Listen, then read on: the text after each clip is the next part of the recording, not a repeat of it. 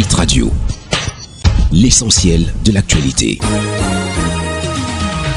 Ghislain Cougan. Incendie au lycée bilingue de Foundong dans le nord-ouest Cameroun. Des milliers de copies du DCI ont été brûlées dans un incendie déclaré dans la nuit du lundi 28 mai au lycée bilingue de Foundong, localité située dans le département du Boyo, région du nord-ouest Cameroun.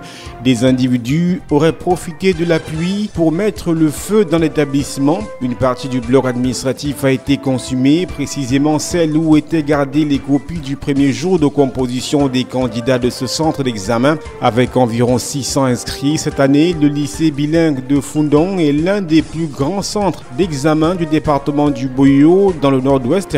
Mardi dernier, les candidats ont poursuivi leurs examens au lycée bilingue de Foundong. En revanche, leurs copies sont transportées vers un autre lieu par mesure de sécurité. Le DCI Board, institution chargée de l'organisation des examens du sous-système anglophone au Cameroun, n'a pas encore affirmé comment serait gérée la perte des copies. Après l'incendie de lundi dernier, les candidats pourraient simplement recomposer. Infrastructure routière en 2017, le fonds routier a décaissé 61,9 milliards de francs CFA pour la cause. Tout au long de l'exercice budgétaire 2017, le fonds routier a effectué des paiements relatifs à la réalisation de 40 projets d'entretien routier dans 37 villes camerounaises. C'est ce qu'on a appris au sortir d'une session du Conseil national de la route Conaroute. Selon les participants à cette rencontre qui s'est tenue à Yaoundé, ces paiements ont culminé à 61,9 milliards de francs CFA, y compris les 8,6 milliards de francs CFA débloqués sur le guichet d'investissement du fonds.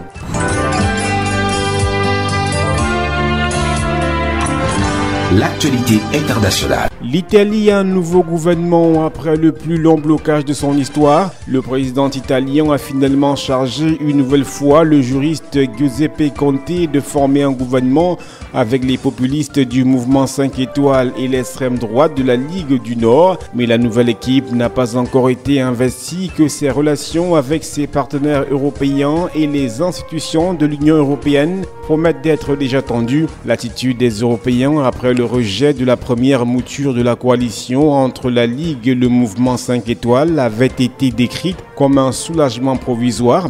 Il aura juste été plus bref qu'imaginé de prime abord, même si la composition de la nouvelle équipe gouvernementale comporte des changements rassurants pour l'Union européenne. Il reste cependant que la Commission européenne devra dissiper rapidement le malaise déclenché par les déclarations maladroites cette semaine du président de la Commission et du commissaire au budget, le premier sur la corruption et le second sur le poids des marchés financiers en Italie. L'Europe contre-attaque, elle va riposter aux importants tarifs douaniers que les États-Unis comptent imposer sur l'acier et l'aluminium en provenance de l'Union. C'est la promesse faite par le président de la Commission européenne, Jean-Claude Juncker. Cette procédure devant l'Observation mondiale du commerce qui peut durer des années va être lancée. Les produits concernés sont fabriqués sur le territoire américain et non pas vendus par les marques américaines qui sont eux susceptibles d'être fabriqués partout dans le monde. Hit Radio, une info d'avance.